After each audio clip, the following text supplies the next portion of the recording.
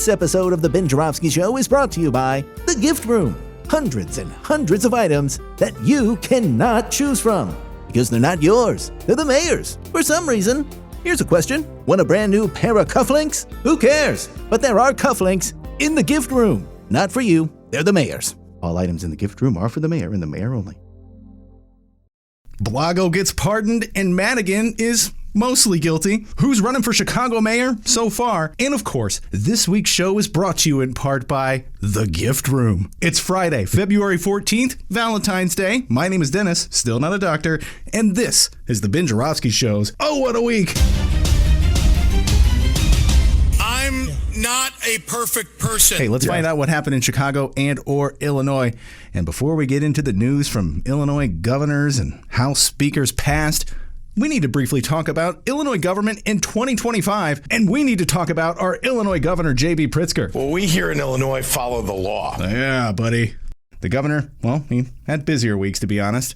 But it seems like Governor Pritzker had penciled in a new weekly routine these days, and that would be needling the hell out of our 45th and 47th president, one Donald Trump. Now, last week, Pritzker defied the Trump administration's immigration plans. But this week, the governor criticized Trump's 25% tariffs on steel and aluminum, saying it will have a huge ripple effect on the economy, including the sale of beer. Oh boy.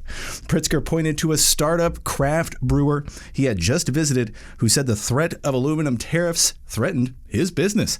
Quote, the cost for him of providing beer in a can would go up substantially and make it so that they would have to go out of business. That's what Pritzker told reporters. He continued saying it's already expensive. Big beer drinker, Pritzker. Who knew? Wonder what kind of beer he drinks. We've got barley that comes across the border from Canada that would be subject to the Canadian tariffs. These are enormous tariffs.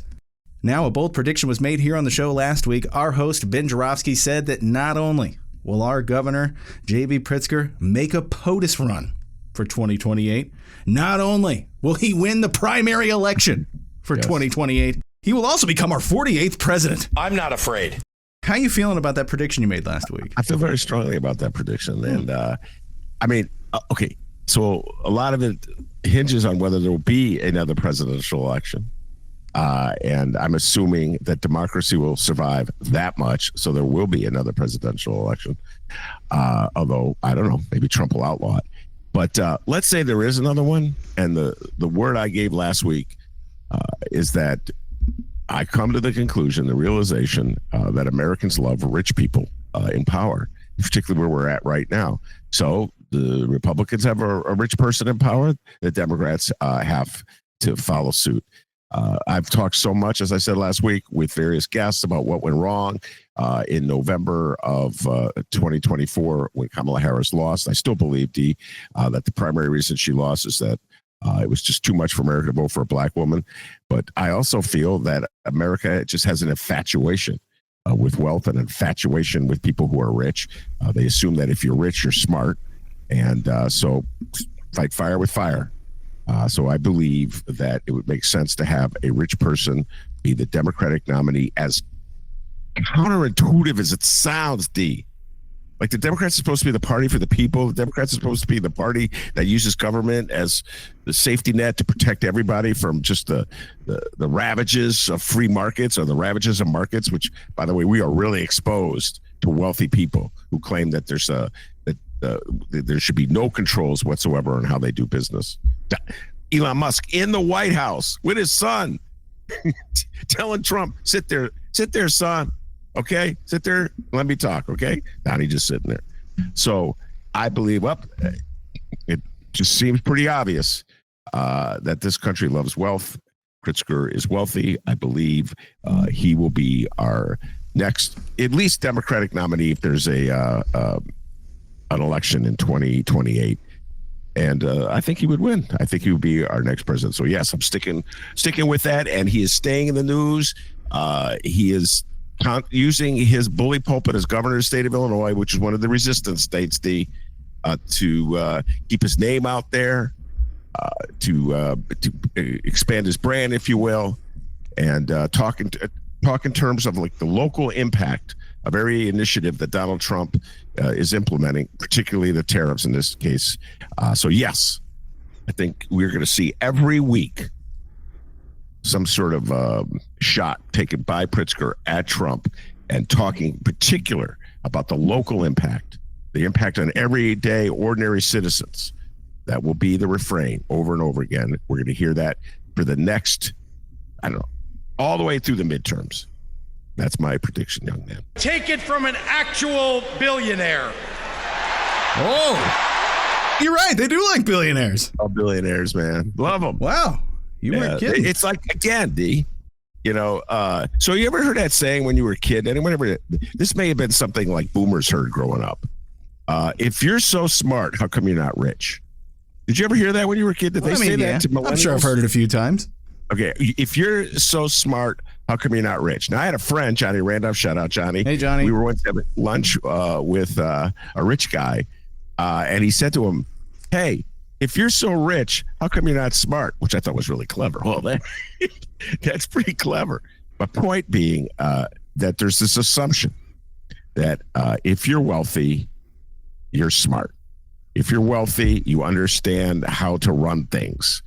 The proof is in the pudding, so to speak. I've come to that conclusion. I watch how people look at how Musk dressed in the White House, in the Oval Office. Dude, look like you, D. No, you're actually better right now than he is. Thanks. That's a clean sweatshirt you're wearing. All right. You look like me. I'm like, Elon, if you're dressed like me, actually, my clothes are better color coordinated than yours, just saying. Plus, I wore a cooler baseball hat than you do. Now that we've discussed some of the news of Illinois present, let's go back into time to Illinois past. Oh. Hey, remember former Illinois House Speaker Mike Madigan? You know, the guy who was once the most powerful Democrat in Illinois. The guy who, when he was Speaker, used his influence to pass legislation favorable to utility companies that doled out kickbacks, jobs, and contracts to his loyalists, rather. That's a word. Yeah, Mike Madigan, that guy. Very shady. Well, guess what? Former Illinois House Speaker Mike Madigan was found guilty on Wednesday. Oh, watch out, Ben. Boom. Shut that door. Guilty of bribery conspiracy involving ComEd, but he evaded the top count of racketeering and was acquitted for attempted extortion. So I guess he's not that bad of a guy. I discussed this yesterday at length with the great Adolfo Mondragon. I hope everybody checks that out. I have many thoughts on this topic. I'll give a brief repeat of what I said yesterday. It's a farce. Michael Joseph Madigan was found guilty in corruption trial when essentially corruption is legal in this country. Now, Eric Adams was smart. The mayor of New York City was smart. He was one step smarter than Michael Joseph Madigan. That is for certain. He understood that his key to getting out of prosecution or getting out of prison, should he be convicted, was to win over Donald Trump. And so several months ago, before Trump was elected, he started sucking up to Trump and saying that he was being persecuted by the Biden administration because he was taking Trump's side on the immigrant issue and the issue of immigrants. He said there's a crisis at the border. We must stop the flow of immigrants to our cities, even though the flow to his city was coming from MAGA politicians in the South, particularly the governor of Texas. So he was sucking up to Trump. Trump responded like he generally does when people are sucking up to him. And when he got into office, he had his Justice Department order the prosecutors to drop the case against Eric Adams, and the chief Manhattan U.S. attorney, Danielle Sassoon, yesterday announced that she was resigning rather than drop the prosecution. She would rather resign. So eventually, by the way, it's up to a judge, not to the prosecutor, as to whether they'll continue.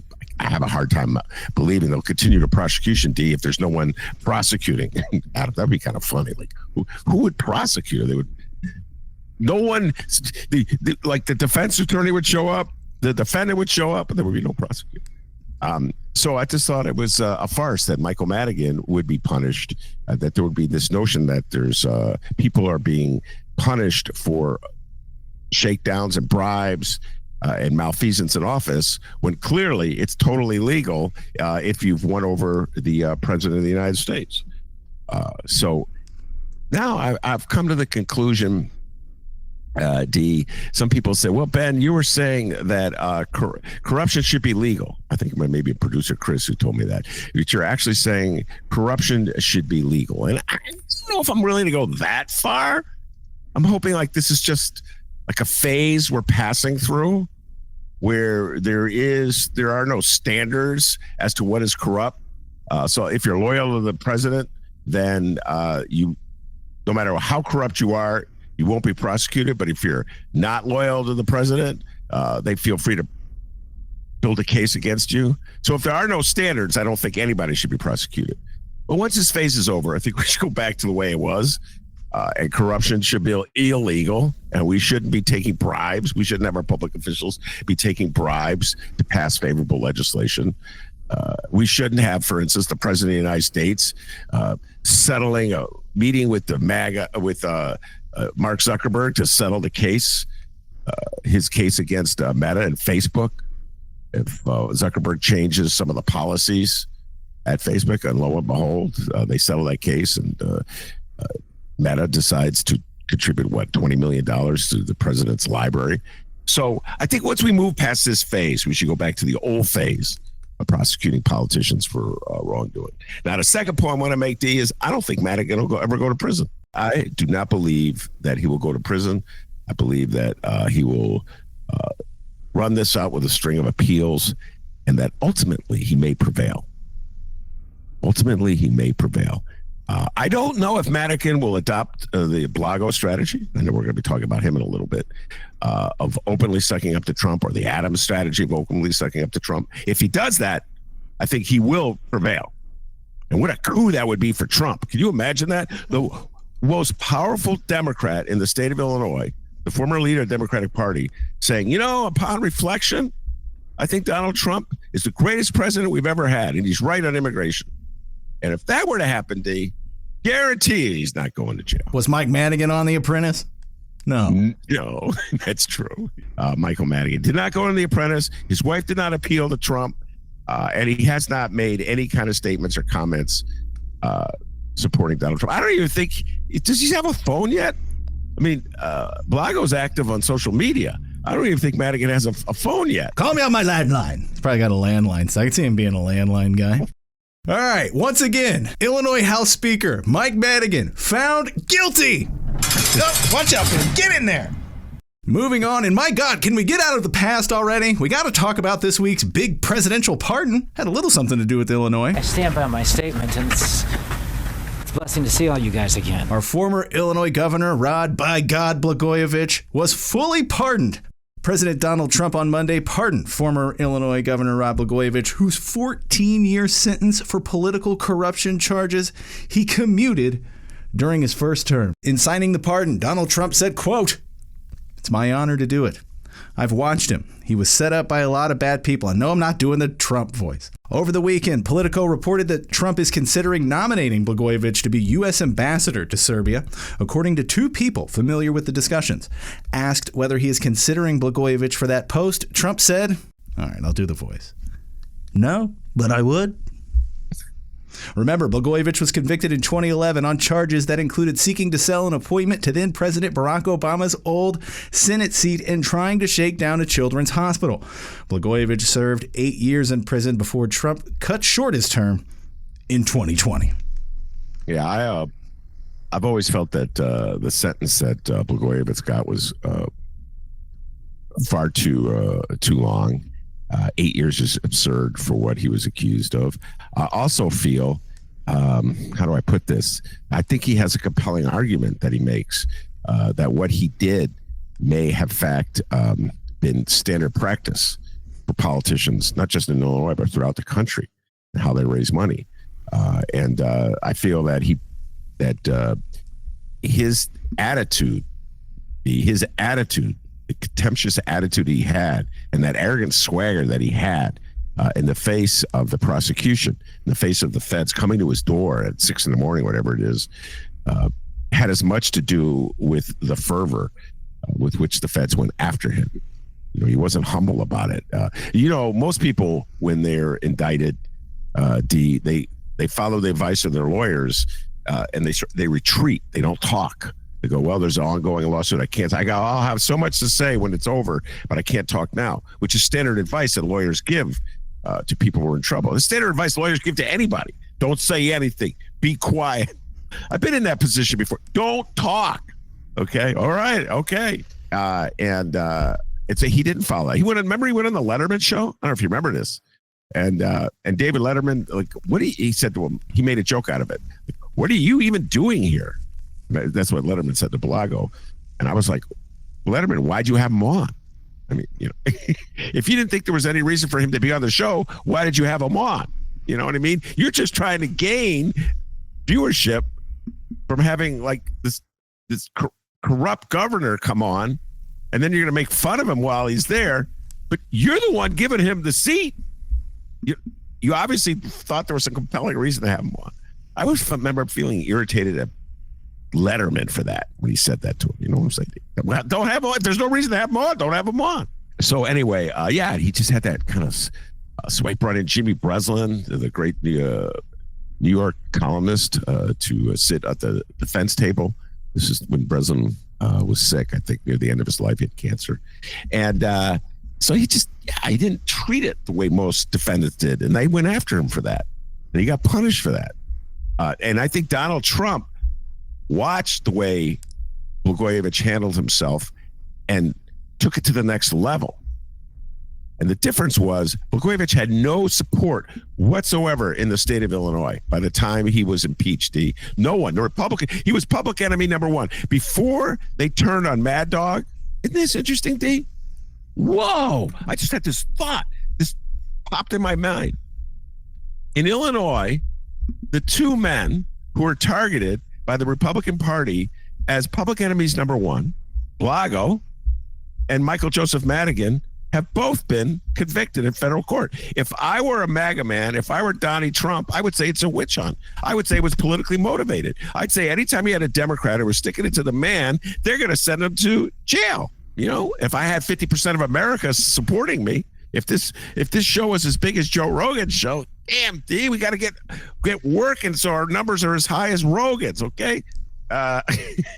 Anyway, so I feel that that arrogance and that swagger and that disdain he showed for the prosecutors is why they went so strong on him. And I just thought it was over the top, sending him away to prison for all that. So, yeah, I was happy when Trump commuted his sentence. Yeah, where he's taking this is sort of like farce land, where Donnie is taking this. And so what Donald Trump is trying to say, and he's using Blagojevich to say it, and obviously Blagojevich is happy to be used in this way, that he, Donald Trump, has nothing but utter contempt for all the prosecutors out there who think they're enforcing conduct, ethical conduct. They're trying to get politicians, to force politicians to behave ethically. And Donald Trump is telling him there are no standards. There are no rules. It's all up to me, not you. And if I don't want this politician prosecuted, I will order you not to prosecute that politician, and you have to follow my commands, like in New York. And if I think this politician was unjustly convicted, like Blago, I'm going to pardon him and give him a job. Now, you know what, D, when he said that, they asked him point blank, are you considering him to be the ambassador of Serbia? And Trump goes, his first word out of his mouth was no. His answer was no. And then he goes, but I would. Like, I'm studying the mind of Donald Trump. What does that mean? What does that even mean? Yeah, no, I'm not considering him, but I would. Like a hypnotist, man. Like, oh, no, but I would. No, but yeah. I would, though. But no. I would. But I'm not. Yeah. But I would. Everyone's pouring over. What does he mean? What does the great Wizard of Oz mean? So Blago, I don't blame, man. Blago got out of prison thanks to Donald Trump. Well, that's what I was going to say. Yeah, like if there's anybody you can, give a pass to really liking Donald Trump, I think it's Blago. Yeah, right. Absolutely. I hope he does nominate him to be the ambassador to Serbia. That'll show what a farce the Republican Party is and has been in the state of Illinois. Blago is public enemy number one. They used Blago to malign Democrats for years. Democrats ran away from Blago for all those years. We're not like him. They kind of took that Kendrick Lamar song and twisted it around. We're not like him. And so now that Blago is popular with Donnie and is about to be, or maybe, could be, he might be nominated to be ambassador to Serbia, I'm watching these Republicans do their little somersaults, D, and go, Blago's a good guy, actually. He was a victim of corruption. You were all the ones who impeached him, Republicans. So, I hope he does nominate him, and then there'll be an interesting showdown, D. All right, well, before we move on, we got to mention again, today's show is brought to you by The Gift Room. All right, now let's jump back to 2025. Let's get to the news in the city of Chicago. Hold on a second. Yeah? Uh-huh. Really? All right, well, we were going to take a quick look at the Chicago's mayor's race here, which already starting to heat up. It's in February of 2027, but it looks like I have the newsroom flagging me down. They must have an update. Ben, hang tight. I got to run over to the newsroom real quick. Just stall for a minute, okay? That'd be great. Hey, come on. Give me the story. Yeah. What? No, we don't have a gift room. Just a newsroom. I always liked it when you went to the newsroom. How are they doing down there, right? They're horrible. They're awful. I thought they unionized. No. Trust me. No. Maybe if you were over here, you could like whip up some speech or something, but hell no, not over here. Especially now that you're gone with the reader. Oh, no chance in hell of unionizing. They were close. Okay, this is a good story. And I guess we're staying in the past, people. From the former governor to our former mayor of Chicago, the following comes from CNN. Former Chicago Mayor Rahm Emanuel has joined CNN as its senior political and global affairs commentator. Oh my God, Ben, I'm sure you're excited about this. Rahm Emanuel has joined CNN. The network announced this week, Emanuel will bring his extensive knowledge, this is them writing it, not me, his extensive knowledge of American politics and international affairs to CNN's on-air programming. Ben, I mean, I guess you're going to start watching CNN now, right? Oh, Lord. You know, about a shout out to Pat Whalen. Any Rahm news, he texts me. So I'm up on, I have my special correspondent in charge of Rahm news. So there are all these updates and Rahm's career as in journalism. And I got journalism in quotes. He is also writes a column for the Washington Post, which I read. I dutifully read. Yes, I read it. So you don't have to, people. I will not, however, be watching his segments on CNN unless Pat Whalen texts them to me. And I have this feeling I'm going to start an influx of texts from Pat whenever Rahm says something. Here's the thing about Rahm Emanuel as a quote-unquote journalist. And we used to talk about him all the time on the George Stephanopoulos show. Rahm says things that are so contradictory to how he ran things. And he'll change from day to day. So there's like no there. The only there is that he's trying to say something that'll promote Rahm. That's what it's all about, promoting Rahm.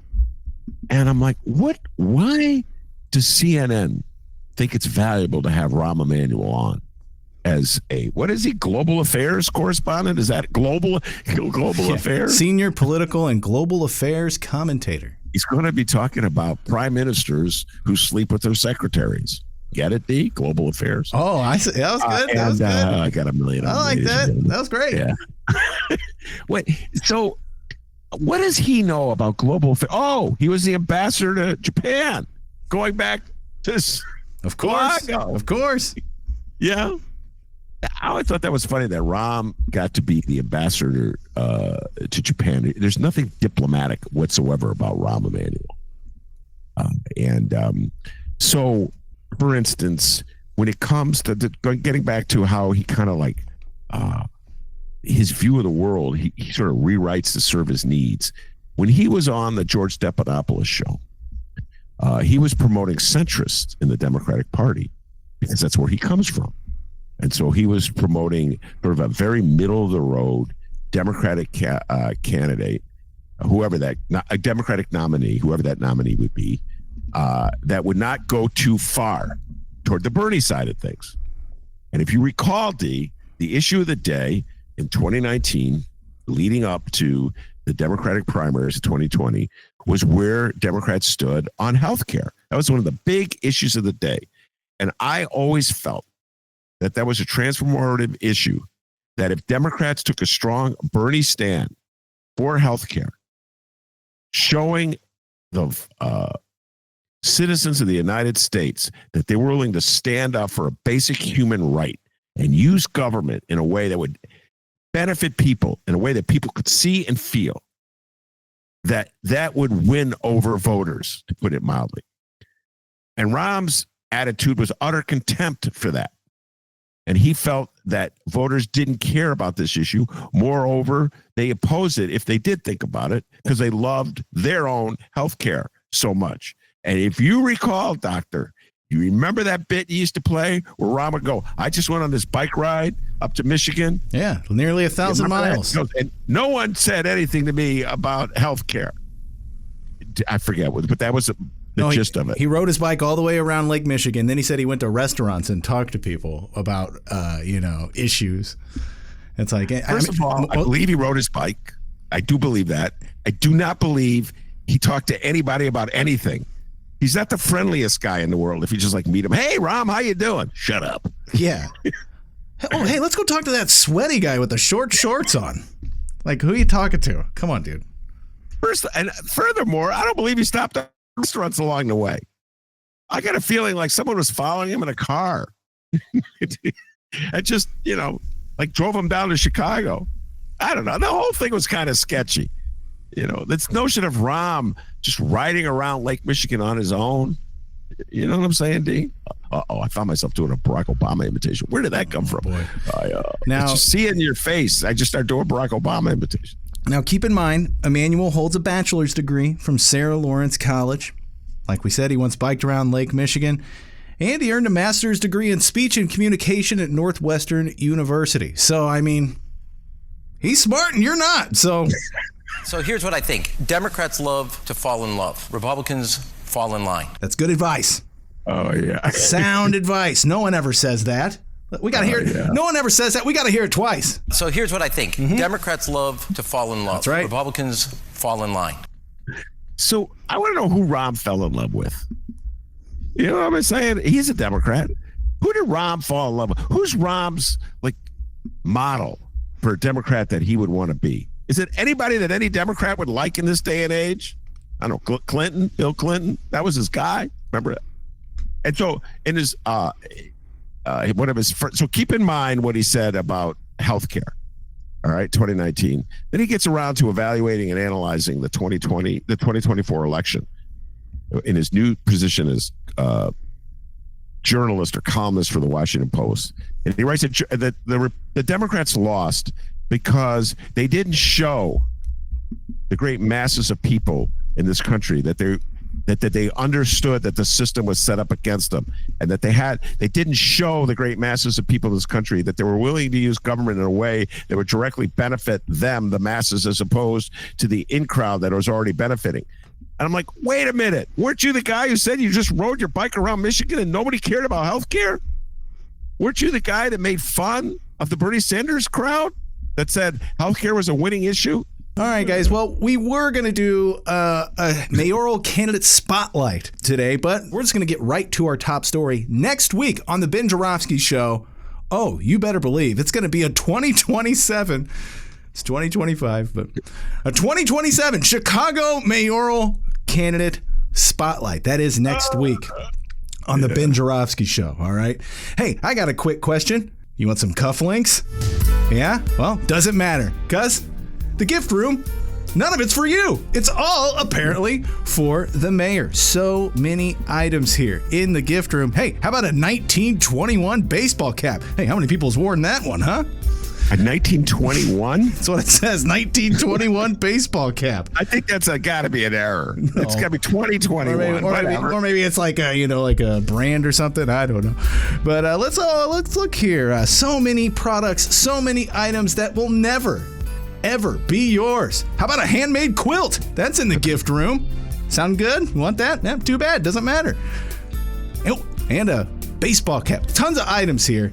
Let's get to our top story. Oh, I love that music. Our top story comes from Fox 32. Strap in. We're going to Paris. Oh, and Fox 32's Paris Schutz. You like the Paris bit, I'm noticing. I always love the Paris. I'm flying to Paris. Yeah, that's good.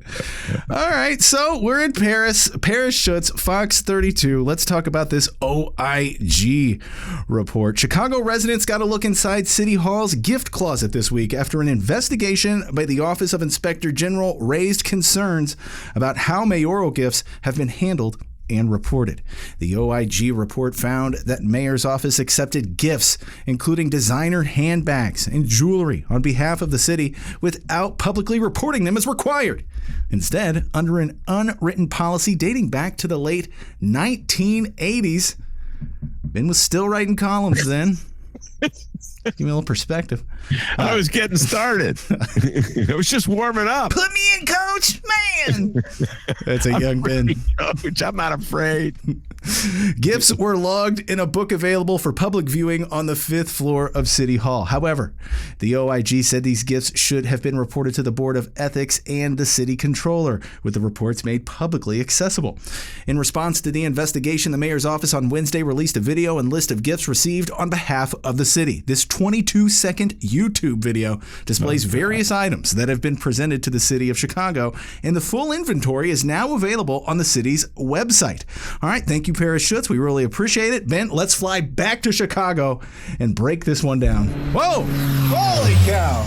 I'll break down a little more of what happened here, and then we'll get your thoughts here. Here's what happened. After a bunch of back and forth, the OIG sent an official document request to the mayor's office for the logbook and received a spreadsheet detailing 380 gifts accepted by the mayor's office on behalf of the city between February 2nd, 2022, Lori Lightfoot was mayor, and March 20th, 2024.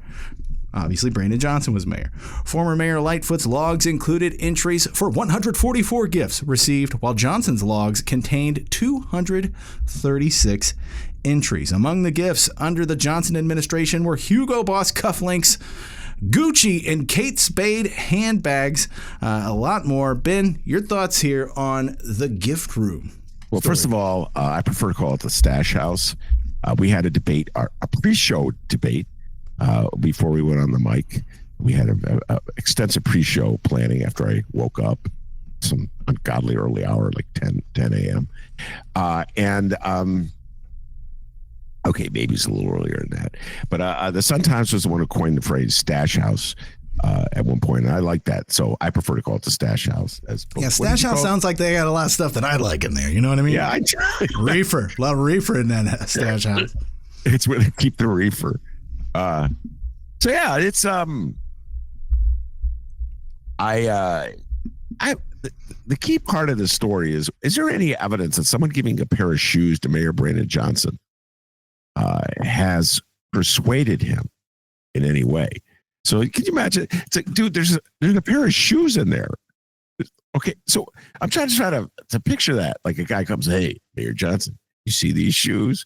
I'm going to give you these shoes. You got to take care of my brother's zoning request. You know what I'm saying? Where's the quid pro quo? So I don't know.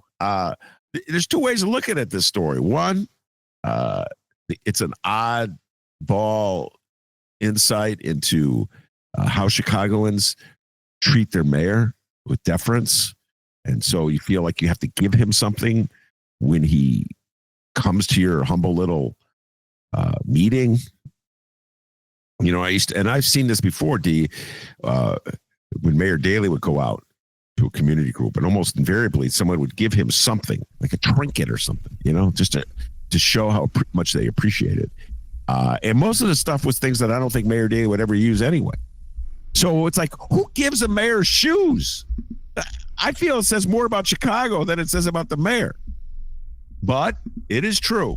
In a city where there's been so much corruption, and in a state where there's been so much corruption, that we should keep track of these gifts that have given to them. I absolutely believe that. And there should be someone at City Hall whose job it is to track it. Now, it's interesting if we're following the trends throughout the country, where in the most powerful politician in the country is firing employees left and right. So I don't know who would be around to keep track of the gifts that Donald Trump would get. All right.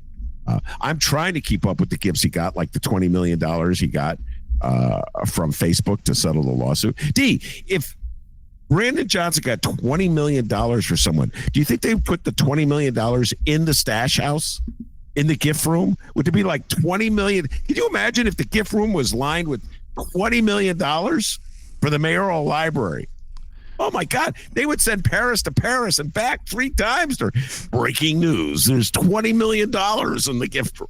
I'm just trying to think of where you could put, how big does the gift room have to be to put $20 million? Got to be a lot bigger than the gift room I saw on YouTube.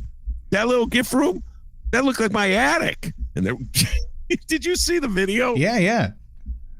Looks like freaking Toys R Us in that thing. It kind of looked like the library in a daycare facility. You know what I'm saying? It's like, have you ever seen a library of a daycare, like the kind of like funky bookshelves and little books that have just been mauled by tiny hands for all these years? Definitely looks like someone kind of organized it before they took this video. Maybe they took the $20 million out. Yeah, get that $20 million out. $20 million out before Paris comes in with his camera.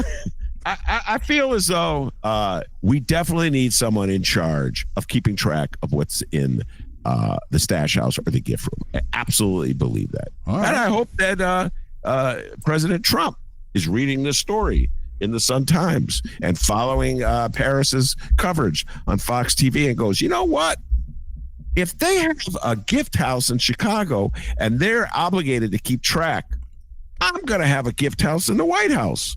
So going to hire someone. Maybe Jared will do the job. Jared Kushner, his son-in-law. Jared, your job is to keep track of all the gifts I've received since I was elected president, starting with the $20 million that we got from Mark Zuckerberg and Meta. Remember that one? How about Disney's $15 million that they got for settling that loan? D, how big does a stash house have to be to have, hold on, I'm going to do the math, 15 and 20, $35 million. Mayor Johnson, you got a way to go. You got a cufflinks and some pair of shoes in there? Well, there's more. Also, in the gift house, a hand-drawn portrait of Mayor Johnson. You want that, listener? You want that? Too bad. It's in the gift room. The gift's for the mayor, not for you, all right? I know you hear the word gift, but it's not for you. Hey, we got a Chicago Cubs Game 7 World Series play sheet. What's a play sheet? We'll never find out because it's not ours and never will be. It's the gift room. The gift room's not for you, ladies and gentlemen. The gift room's for the mayor. Is the mayor going to take the gifts from the gift room?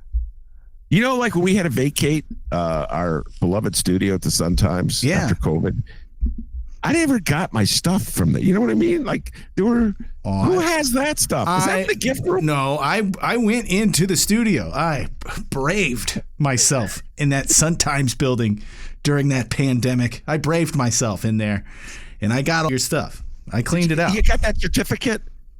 Remember the certificate? Yeah, I gave you back the certificate. Yeah, you did. Where is the certificate? I mean, I don't know, Ben. I left 2 years ago. What was the name of that outfit? Oh my God, Dennis. Okay, this would be in the mayor's gift room if Dennis was running the show. I got a certificate for showing up at a luncheon that one of those do-gooder groups has once a month or so, where policy types go and talk. And apparently, I don't know, they couldn't find anybody for this month, so they invited me to show up. I think it was with Laura Washington. And we were going to talk about, who knows what we're going to talk about. I didn't want to go. I'm like, I don't want to go. First of all, I have to wear a tie. I'm not Elon Musk. I'm going to have to look presentable, and I don't want to go. And ladies and gentlemen, Dr. D, he goes, you don't understand how this business works. You have to make public appearances. You have to meet and greet people. You have to shake hands. I am commanding you to go to that luncheon. Oh. You should hear me behind the scenes now. I'm like, get on with Paris Schutz right now. We got to go to Paris, dude. Lunch. We got to go to Paris. Hey, I went on Flannery's show because of you. Remember that? Oh, so sorry. I went on TV because of you, Dennis. Oh, so sorry, Ben. I made you go on. Oh, then we can go on TV to promote our show. Anyway, I went. It was like I can't remember the name of the group. The guy who ran the group got caught up in the Madigan thing. All right, well, let's give the mayor a chance to defend himself here about the gift room. Brandon Johnson, what do you have to say? In the words of Skytown's own really? Angel Reese. Oh. Okay. What they gonna say now? Oh, okay. Well, she's first of all not from Chicago, Mayor Brandon Johnson. Just saying, she's not from Chicago. Let's hear what the people have to say here. Let's go to the people, the city of Chicago. People, speak up. What do you have to say about Brandon Johnson? Y'all are straight violating the U.S. Constitution. Oh, wow. But y'all sit and talk about how Trump is so unconstitutional and how he's going to overturn the government and he's going to do all this. But I've been coming here for 2 years. This is a Democratic Party. This ain't Trump. All right. The people have spoken. Yeah. Was that the guy who said he spent the money on the hair products? No, that was last week. That was last week's person. Oh, that was last week. Yeah, that was a different person. I'm trying to think how he spent so much money on beauty. That one really baffled me, D. Now, it's true. You could just look at me and see I never spent anything on anything. And I'm from the Elon Musk school of fashion. All right. And by the way, you're no one to talk, D. I'm just saying. I think you're from that same. Hey, come on now! Don't throw me in this weird little tangent you're going on. So I was talking about this with someone. Like, how could he spend so much money on? Now it's true. My wife is a hairdresser, so I've not paid for a haircut since 1981. D. Oh. Okay. But if you added up all the haircuts I've received, it would not reach $30,000. I don't know. Maybe the receipt. Hey, you know where the receipts are, D? In the gift room. Let's go into that gift room. Oh, they're in the gift room. Ladies and gentlemen, it is the gift room. Let's read what else we got here. How about that certificate is in the gift room that I got. Go ahead. I don't know about that, but a Chicago Department of Housing tote bag is in the gift room. Why is that in the gift room? How is it illegal for the mayor to get don't you think the mayor should be allowed to get a department of...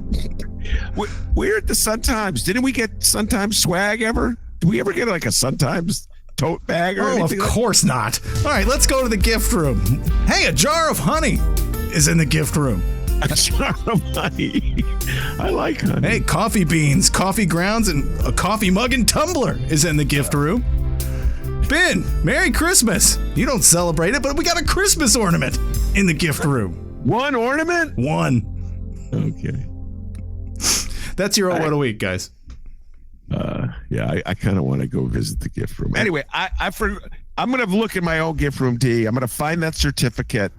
And I think it was signed by Danny Mialopoulos. Remember that gag? Danny was in the studio and he signed the certificate I got. So yeah, it's worth something. It's in my attic somewhere. And before we go, Ben, I just got to say one thing. What? Happy Valentine's Day, buddy. I'm glad to be back. Yes. That is our show for today. Thank you, Dr. D. You did an outstanding job, as always. Producer Chris is somewhere in the building, so outstanding job to you as well for just being in the building. And Doctor, as I always like to tell you, give yourself a raise, take it out of petty cash. Peace and love, everybody.